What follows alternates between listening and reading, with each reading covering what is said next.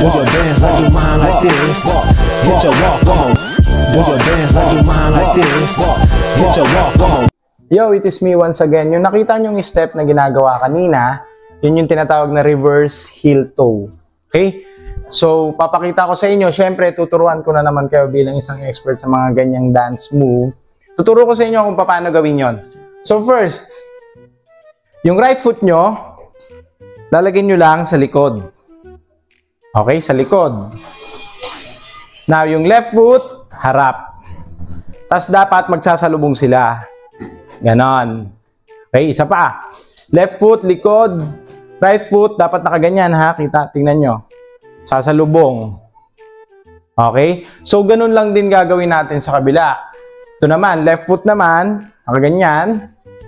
Right foot naman nakaganon. Okay? Sasalubong din yon. Okay, kuha na ba? Kuha na? Isa pa tayo. Una to, sunod to, tapos ganon. Okay? Tapos next, ganon.